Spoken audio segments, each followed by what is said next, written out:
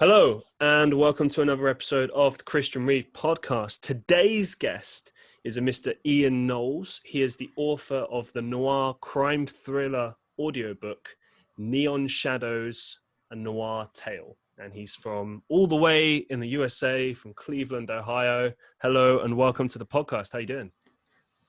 Thanks, glad to be here. So it's an audio drama, just so you know. Audio drama, sorry, my apologies. Yeah. Awesome. Well, what served as your sources of inspiration for this audio drama? Well, I really like the noir genre, and I feel like it's not heavily represented in podcasting, especially. Podcasting, even though it's been around for a while, is still a relatively new medium in terms of how the whole world as a whole perceives it. So I just wanted to make sure that noir was brought into this generation and make sure that there's a couple staples, available if people want that kind of style, that kind of genre. So that is definitely a driving force in kind of like picking that medium in that style. Awesome. And is there any in particular sources that you draw inspiration from, be it movies or I don't know, other audio dramas or audio books that exist or anything like that, or perhaps books even? Yeah, so I guess a lot goes into it. Some of the inspiration isn't even necessarily noir, but it's like the old Bond films. I've always been a huge fan of those. So the Sean Connery Bond era is very inspirational. What's also inspirational is the old shows like Maltese Falcon, Dick Tracy. And then there's also movies that, especially in like the 60s and 70s era, like Chinatown, movies like that with Jack Nicholson, that really sells the concept for me. And then for a more recent reference, Sin City, it's loosely noir compared to maybe the original stuff, but it's got a unique art style, and it still has that heavy inner monologue, character narration, that, the dark, rainy alleyways and the violent, seedy underbelly of a city kind of vibe. And it's a lot more gritty and I suppose more modernistic, isn't it? Like, what do you tend to prefer? Do you like the more modern style, or do you like the sort of classic sort of 40s, 50s, or 40s, 30s style? I think they're both important. And I think that what I try to do in my show is bring both to the table, take the strengths from both of them. I'm been a writer for a while, but I don't have a lot of published work out there, but I am really good at identifying like patterns and tropes. So I want to take the positive tropes and, kick out the negatives. Okay, I get that. And talk us a little bit through the story, if you can. Like, what can we kind of expect from this audio drama? So the main character's name is Frank Dixon. He's a private investigator. He tries to avoid close emotional ties with people. Some of the characters, you could tell he's been close to them for a while, so they kind of chink away at his armor. And there's some social dynamic there. And then there's also a case that he normally doesn't work any kind of murder cases because he leaves that, the police typically handle those. But he got a special request to look into it because his client didn't feel that the police could handle it. So he's looking into a murder, and as the evidence piles up, it gets stranger and stranger and harder to find. So most of that first season is an anticipation of getting a break in the case. Oh, clever. Yes, it kind of makes you fully anticipate season 2 then. That's a good one. And also, one question I wanted to ask you right off the bat, because obviously with audio dramas, podcasts in general, it's tricky to figure out, how long it should be. Some people say shorter, some people say longer is better. I suppose it really depends on the medium and what you're trying to achieve. And also whether or not you structure things as far as like segments or anything. Obviously, it's a bit different if you're doing the story, but it's a fair thing to sort of consider. How did you decide on the right amount of time? Because every episode of your audio drama is roughly 20 minutes, over or under. How did you decide on that number? So when I made the pilot, it's like 15 and a half minutes or so. And I was telling myself, everybody's got 15 minutes. 15 minutes is not asking for much of your time. It's just a little bit longer than the average YouTube video nowadays, maybe even less with vlogging being what it is. So, 15 minutes isn't a lot to ask. And it's even probably less when you take out the intro and outro. It's probably, 12, 13 minutes. Right. So it was kind of like a selling point for it. Like I felt like everybody had that amount of time to give it a shot. They do get a little bit longer, like they average about 20 minutes in the first season. And I chose that because I felt smaller sizes were more digestible. And personally, when I listen to podcasts, I don't listen to podcasts that are over an hour typically. And so I try to keep mine in what I consider like a respectable space, especially for like cutting my teeth on this whole audio drama concept, because this is my first finished product when it comes to like writing essentially an audio screenplay. Well, congratulations on that. Thanks. Do you think it's going to stay the same in the second season as far as that's concerned? No, it's going to be a little bit longer. So we're going to it's going to be closer to the 30-minute mark on most episodes. We have a couple episodes that are in between 20 and 30, and then we're also going to have one that's a lot longer, the finale, which I'm finishing up writing right now. So. Excellent.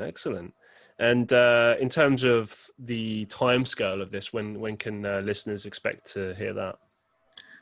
I hesitate to give an exact date. I don't want to make any false promises because it is quite a production. But, I think it'd be fair to say end of January, beginning of February. Okay, so not too far then. Yeah, something to look forward to in the new year. Awesome. How long does it roughly take you to put together an episode, generally speaking? Well, so there's the writing concept. So like while a season is airing, I'm writing the outline for the next season. And then essentially after that, I kind of sort through how I want the story to pan out in terms of major conflict points. And then I just kind of like let it write itself in between. But essentially the writing portion takes a couple months. And then the recording portion, as long as everybody's got the time and we're on top of it, me and my voice actors, it takes about, probably like a week or two of them actively, because they've been practicing. And then when it's time to, show up and record, especially because we all record remotely with our own home studios now, that part's not very time intensive. It's more like most of the time is in preparation and then building the skill to be even better than they were last season. Most of the time is sucked up in sound engineering. It takes over an hour probably per minute produced. So. And you're actually a professional sound engineer as a sort of day profession, if I understand correctly. Is that right?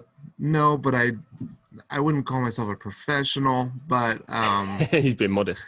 Yeah, but I do have like a 9-to-5 job. But okay. But I also help other people with their videos and podcasts. I also edit their writing, and then all that's pretty much just for fun, just to get better at what I do. And but I do all the sound engineering for Neon Shadows.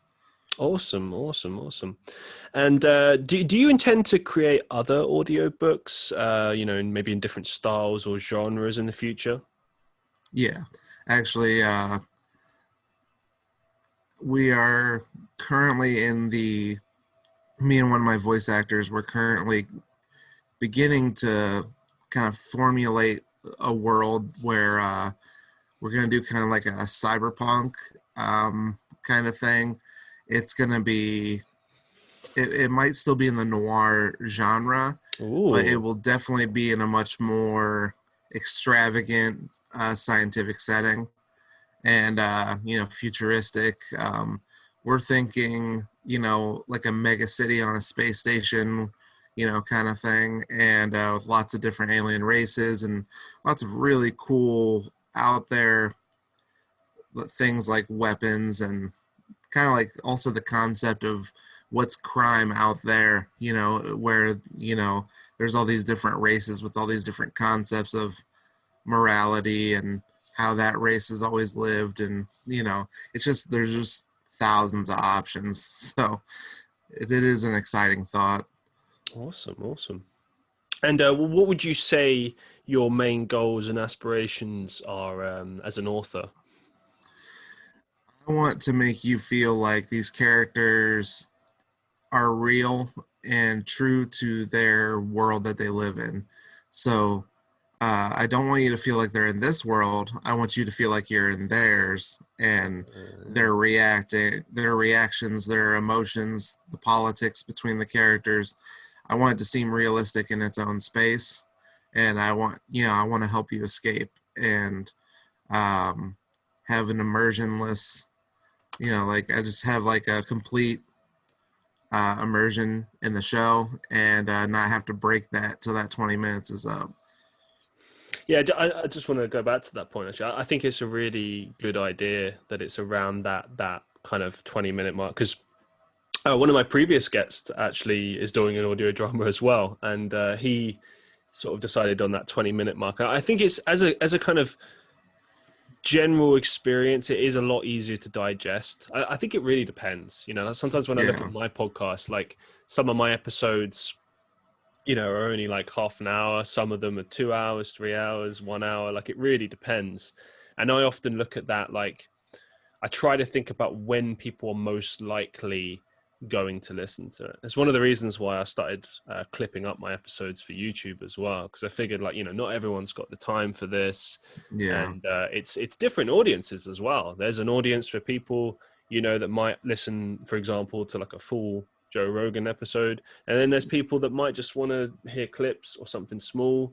So you really got to think about your audience when you're doing these things. And I think it's a good example, because I would say Joe Rogan has some really interesting guests and it creates some really interesting conversations, but I don't want to listen to the whole 3-hour show. I just want that 4.5 minutes of good conversation. And then when he goes off on conspiracy theories and whatever else, that is not related to my interests, then I don't have to listen to the rest of it. It's funny as well how many mediums this actually can apply to, because I was watching a bit of boxing last night, and I caught the highlights, not the full fights, right? And I was thinking the same thing. I was like, it's just way better to watch the highlights. Why on earth would you watch the full fight when you can just watch the best bits? Yeah. Like just all the good bits, none of the crap bits, none of the boring talking or anything. I mean, don't get me wrong. Obviously, there's people that are into that, and I get that. But you know what I mean? It's just the best Yeah. of. Yeah, that's what I prefer. Even when I was into MMA, I really just wanted to see, the highlights of a match. Yeah, I think like particularly with some sports, it can be very thankless. I remember going to see baseball for the first and only time years ago in California, and I remember being blown away by just how long the whole process is. And That's a long one. Yeah, I've never experienced this. Someone told me it can go as long as 8 hours in some cases, extreme cases, but often it's around 5 hours, and people will come in. So I saw people coming in at like 3 hours in who haven't been there the whole game, and they just drop in, and it's like a community thing. Like everyone's kind of just there like, oh yeah, I'll be here for half an hour, then I'll go. And I'm like, what is this madness? Yeah. Yeah, baseball is a weird one when it comes to time, that's for sure. Jesus. Well, moving on. You are the host of your own podcast known as the Anecdote Podcast. How and why did you get into podcasting? And tell us a little bit about this podcast. So that podcast, it's not currently running. Okay. It was kind of made to be like a like a multi-avenue network in a way. We had a core talk show, which has been discontinued, just because, people grow out of it, because we were doing it for a couple years and we were all coworkers. Okay. And that was more of a talk show, but it wasn't very well produced. It was the first one I ever put out. So still 3 years. That's a good run. Well done. Yeah. And so moving forward with that, we wanted to create other avenues of things to kind of like touch on, because the basis around the Anecdote podcast was that it's based off of anecdotes. So what's relevant to your life? So there's a talk show, and then there's also, with a separate host, we kind of did like finance and socioeconomics. So what affects your life? How does it affect your life? And how can we help? So we basically, and those videos are still up on YouTube. Basically, we show people the basics of finance, the basics of investing, kind of like the hocus pocus of investing to avoid completely things that are basically there. If you hear about it and your grandma's telling you about it, don't invest in it. It's not worth it. It's already hit its peak. But so things like that, things like buying a house, buying a car. If you're buying a car, do you go used or new, and why? And then which brands are rated best over the last decade, and which ones are you going to have the best balance between average cost of repairs per year versus what it costs to buy the car, and how much it'll be worth with the diminishing worth of the car, and how much it devalues as soon as you drive it off the lot, etc.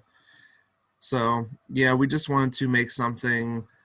Basically, it's a compendium of things that school should have taught you, but they don't. Especially here in the States. Oh, dude, it's the same in the UK. I often look at my school days like, what was the point? Like I never learned about, taxes or banking or anything useful. It was Pythagoras' theorem. Yeah. But anyway, it also says here that you were a host, or are a host of a true crime podcast known as the Thief Podcast. Do you still host this? So that's actually in like pre-production. So basically everything you see out right now is just kind of a teaser. We're building the brand. I designed the logo, and we came up with the concept and put the name out there so that it's ours. I can't believe nobody's taken Thief. It's one word. But yeah, so basically what that's going to be is we're basically waiting on some technical things to be figured out. But that is going to be about kind of like heists throughout history. Oh, cool. And we'll not only talk about heists that really happened, but also about like anything else that pertains to that. So like maybe a legend or some type of mythology that has to do with thievery or heisting, just to mix it up, just kind of give you a little bit of everything. But it's essentially, it'll be essentially like 90% true crime with like a little bit of maybe speculation or mythos. Awesome. And when do you reckon people can expect to see the first episodes of that, or first? That should be in a month or less. So I'm expecting within the month of December, 2020. Okay, so you're going to be a busy man for the next couple of months. Yeah. What do you think it is about true crime that makes it so popular? Because it is very particularly popular right now as far as podcasting is concerned, and documentaries and everything. I have my understanding of it. I can see why it's popular. But in your opinion, why do you think it's so popular? What is it about true crime that just gets people fascinated? Well, I think that there's multiple things there. That people love a mystery, which is part of the drive behind making Neon Shadows. It's it's a mystery wrapped in a mystery, and also I think people like to follow crimes along and try to solve them as they go. I think that's why a lot of people like procedural cop dramas. They like to kind of work with these detectives firsthand and, you know, suss out who they think is the killer, or, you know, what their motivations were. And then I also think that because a lot of these crimes could happen to you or be your neighbor, you know, like a lot of these people, a lot of these true crime events are, it could be somebody's like one bad day that separates them from someone else. So I think all that kind of plays into it. Yeah, like for some reason it kind of reminds me of this Among Us game that's currently out at the moment. Like the game was made obviously 2 years ago, but it's recently become very popular. Yeah. And I look at the game, I've played it myself. It's clearly a lot of fun, but I think the reason why it's so popular is kind of the same reason that things like true crime are so popular. It's, like you said, that problem solving element. Obviously with Among Us, there's the added kind of thing of, you know, how successfully can you lie, and, you know, how can you sort of throw people off the scent, so to speak, and play the bad guy, or convince people that you're the good guy. You know, it's tricky. It's I guess it's like basic human psychology, really, isn't it? But it's just interesting. It's like an interactive murder mystery. And you could be murdered. And the funny thing as well, like particularly in the UK, and actually, yeah, in the US as well, like I would say crime dramas in general have just been eternally popular. They never seem to go out of fashion. You know, the only thing that really changes is maybe like a different version of the same thing. Like I know in the UK, we've always had famous things like Midsummer Murders or Miss Marple or whatever. And obviously in America, you've got shows like NCIS and what's the other one? I can't. CSI, that's the one. Yeah. And they're huge. Even here, they've been popular in the UK. And so one of my favorite British ones is Luther. Yeah, Luther's I wish it lasted longer because it's just solid. I mean, I love Idris Elba, but it was just such a solid show. It was a modern Sherlock, other than Sherlock, you know, because that was also a good show. Yeah, I've actually met people that don't like Sherlock, which blows my mind. Like I always thought it was a great show. There's people out there who just don't have any taste. Yeah. It's interesting. It's interesting. I think a lot of the time, as you say, people like to follow the case and kind of see like if they can work it out from the very beginning. Like I know when I watch these, a lot of the time I'll be like looking for something that's irregular but not obvious. Because if it's a good show, they'll make it seem like a particular person is really obviously guilty, but it's never that person. It's always someone who's like 2 or 3 steps down, who does something a bit suspicious but not like straight away obvious. Right. Yeah. Yeah, I'm a big fan of the red herring, and that's there's even a bar in my show that's called the Red Herring because of how much I like to use those. So I just tried to like shoehorn the actual name onto a dive bar in Neon Shadows, just because in a way is to just openly say prepare for them, you know. There was a game years ago, wasn't there? A very famous game. I can't remember what it was called, but it was this kind of film noir / detective game. I think LA Noir. LA Noir, that's the one, yeah.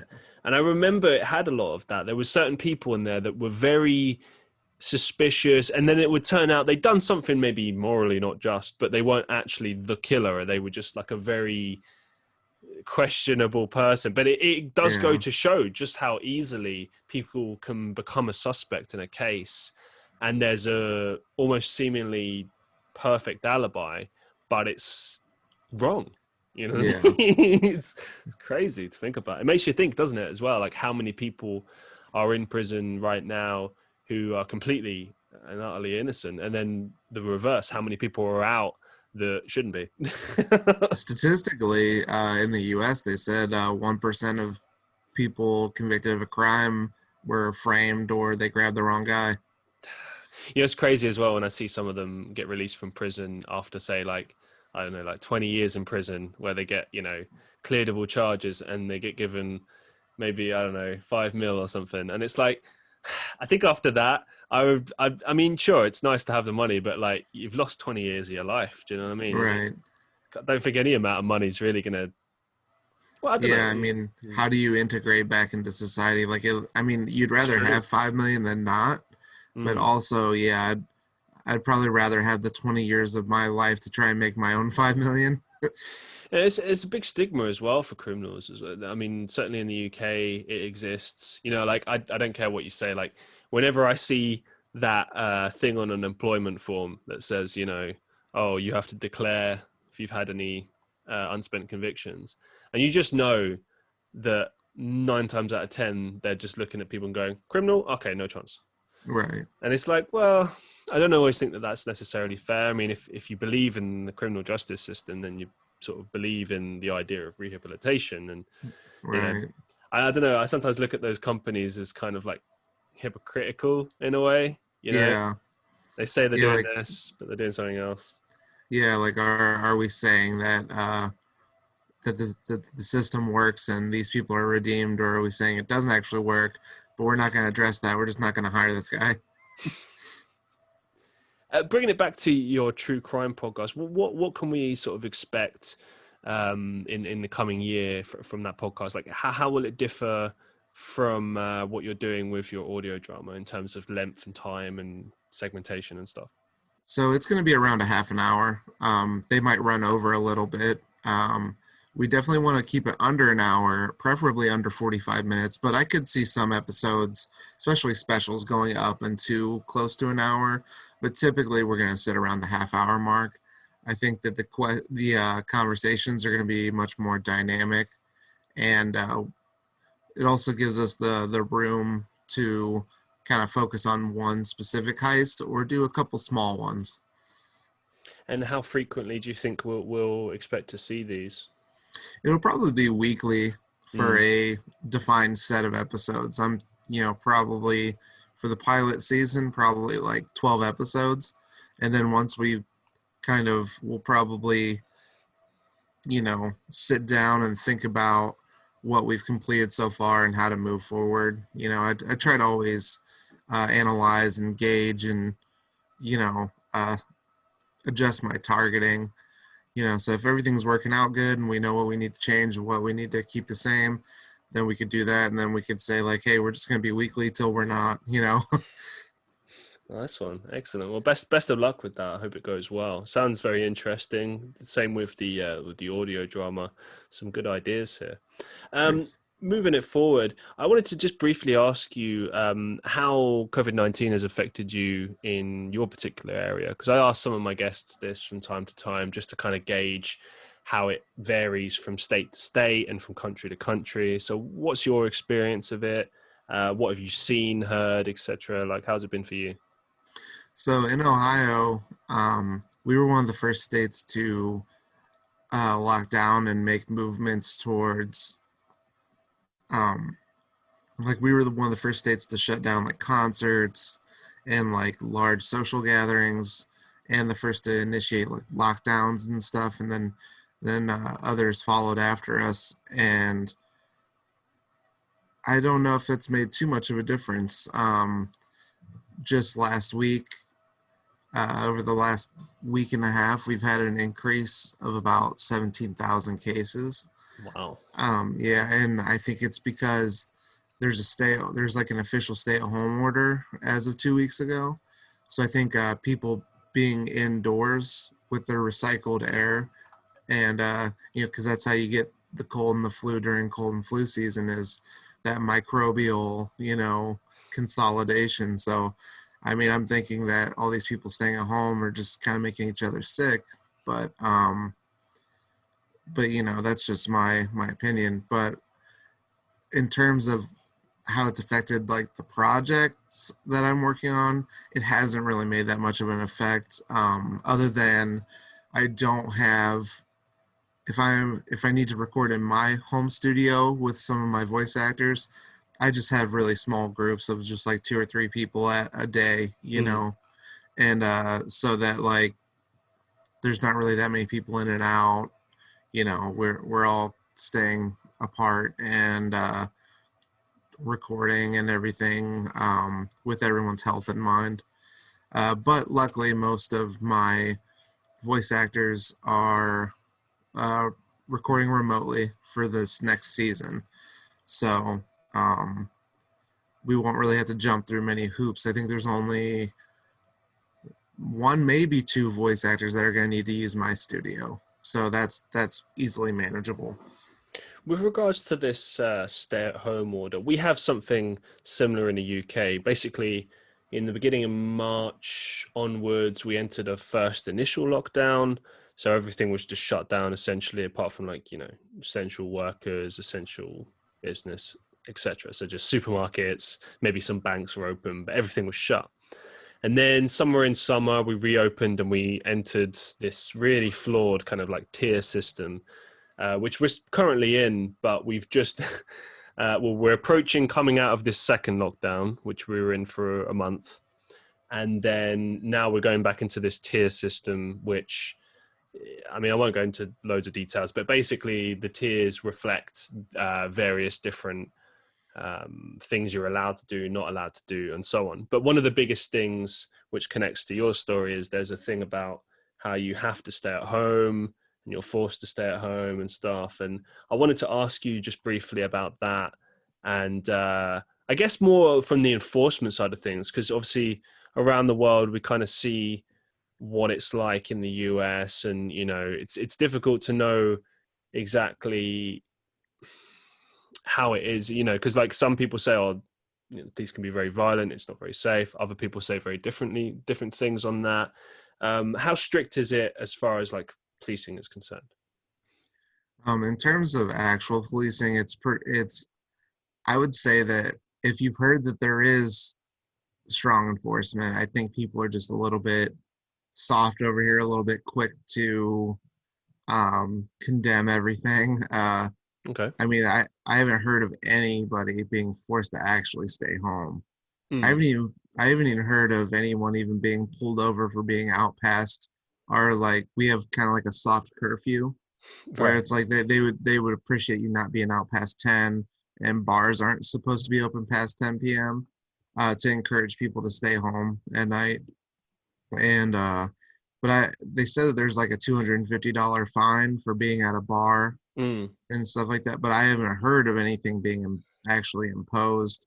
Um, we just had Thanksgiving, and they just said, keep it to small families, and then on social media, our governor was a proponent of people ratting people out who are having too big of Oh a no. Thanksgiving, yeah, and they said, like, he's basically telling people to tattle on their neighbors, but as far as I know, that people didn't really take too kindly to that. We don't, as a state, it doesn't seem like a lot of people like him anyways, but because he's telling people to stay inside. They're not allowed out past 10 p.m. They're not allowed to have more than, like 6 guests for Thanksgiving or whatever the number is. Damn. But he's telling people to go out Black Friday shopping and supporting local businesses together. So Do you know it's what? it's really inconsistent. This blows my mind because what you've just described there is pretty much exactly the problems we have here.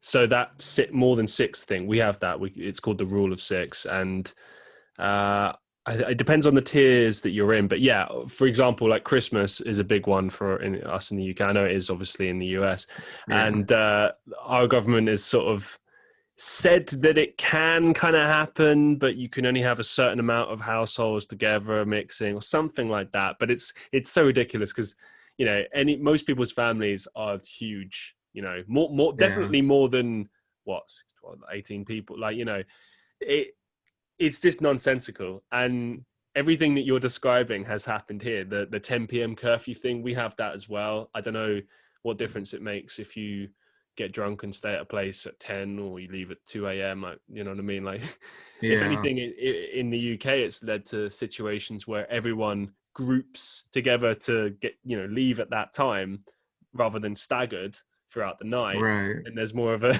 this people gathering, and then there's more of the issue. So, but yeah, yeah, the same thing. Like, not necessarily with Black Friday, but we had a scheme here called Eat Out to Help Out, which basically just first of all is just hilarious, just the name. What the yeah, hell? Secondly, it was a 50% discount off like general restaurants, basically encouraging you to go out, eat out, help the economy, right? Because the economy Yeah. is screwed since these lockdowns have been put in place. They then closed everything down and blamed the public for spreading COVID and making it worse, even though they'd Right. encouraged us to go out and do these things. Yeah. That sounds about right. Jesus.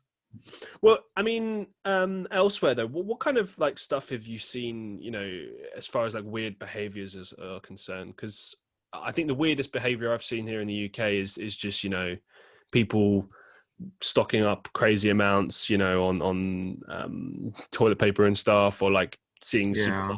supermarkets ransacked. But we often hear about some of the craziest stories coming from countries like the US. So what have you seen? I mean, in terms of things that are actually happening, um, that we see like in our news locally and nationally, it's just essentially the same stuff. I think a lot of us, like whether it's the US, the UK, I feel like any Commonwealth country is basically reacting like the same way. I Mm, think we're seeing a lot of things. We probably hear a lot of nonsense about the other ones, but I feel like it's, over here, we always assume you guys have more rules and licenses, and that's always a joke on the internet. right. Um, but I think essentially we're all mostly the same. Mm, And, I'm sure there's been some extremes here and there all over. But essentially, yeah, the thing that pops up the most is just people just panicking and then resource guarding, just like a bunch of wild dogs who feel like they're not going to get fed their next meal, so they hoard things. And so you have just like this single person household who just has a wall of toilet paper that they're never going to use in their lifetime. madness. Well, moving it forward. So you are a part-time streamer on Twitch. Talk to us a little Yeah. bit about the type of games that you like to play on your streams. What do you like about streaming? What I like about streaming is I can just kind of get on and do whatever it is I was already gonna do and make some friends while doing it. It's kind of I have met a few people that I wouldn't have otherwise that are my friends now just because I was streaming. They jumped in. They wanted to moderate for me and just hang out with me and joke around in the chat while I play games. And then eventually we play games together. And so I think that's a really cool concept. And kind of what got me into it was about a year and a half ago. Um, I was just playing like competitive games with my friends, and I was just thinking, there's so many instances where like we get on a funny rant where we have like a lot of funny jokes, and like it's just like, if nothing else, it's just a really good memory of friendship, but it could also be entertaining to others. And then also like some of the plays we would make were just really awesome, and I wish I had a clip of this or that. When you're streaming, it's just constantly recording, so when I'm done streaming, I can just go back and clip a memory and keep it for myself or market it, whatever I want. And so that's what kind of got me into it. Was I'm already doing this thing, I might as well be able to extract like memories from it and keep them, and or produce content out of it. And so that's what got me into it. And I mostly play competitive shooters and JRPGs, so like Japanese RPGs. Those are my favorite games.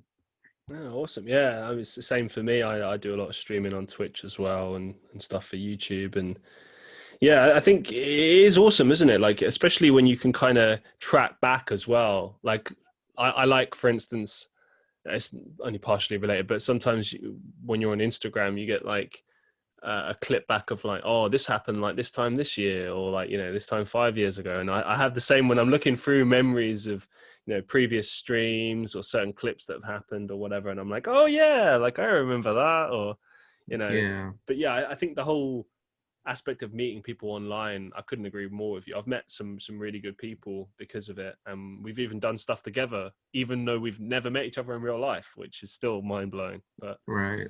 It's the power of the internet, I suppose. Yeah. Awesome. Well, as we draw kind of everything to a close for today, do you have any final thoughts or upcoming projects that you'd like to share with us? Well, I guess a thought would be we just finished our Kickstarter campaign for season 2, and it was a success. So I'm really excited about that. I've ran a couple campaigns before, but you would just essentially call those failing up, so that I would be able to comprehend how to launch a campaign better to make this one successful. So luckily, this one was a success, and we met our goal. So we will be making it's actually almost done already, but we will be releasing a Christmas episode of Neon Shadows, and it's going to be kind of like a non-canon feel-good episode, because typically, both with the genre and our show, it's typically kind of dark and mysterious and dangerous, and uh, whatever kind of friendship or love that the characters experience, it's just a small little pinpoint of light in this dark sea of despair. So I thought, what I really like is Christmas specials that are kind of like non-canon, like even kind of like the bad guys or the in-between people, like they're kind of like in this alternate universe of happiness. I just thought something it's mostly a comedy and kind of like a feel-good holiday special. So that's going to be very different. And I think it's going to be pretty cool. Cool, awesome. I think that will be very well received. It'd be interesting to hear that. I don't think I've ever heard of a kind of Yeah. a Christmassy film noir kind of style thing. Yeah. So that's cool. Cool. Well, best of luck with that. And a big thank you for agreeing to appear on the podcast. It's been an absolute pleasure to have you. I wish you all the best with all of these projects. Can see that there's a lot of exciting stuff here and interesting stuff that certainly your listeners will love. I know that there's probably people in my listener base that would love to check this out. So make sure you go and check it out if you are listening or watching. And all the best with that. Thank you so much. Thanks. And to everyone listening to the Christian Reeve podcast, wherever you're listening, I hope you're subscribed, following. Make sure to leave reviews, leave comments. Let me know how you're listening to the podcast, what you like about the podcast, who you would like to see on the podcast, what you'd like to hear us talk about on the podcast. Let me know. Or tweet at Dutch Deals as well. He'll also help out. And we've got some good stuff planned for the next couple of episodes. So make sure you're tuning in. Big thank you for listening and all the best to you. I shall see you in the next one. Peace out. One love. Ciao.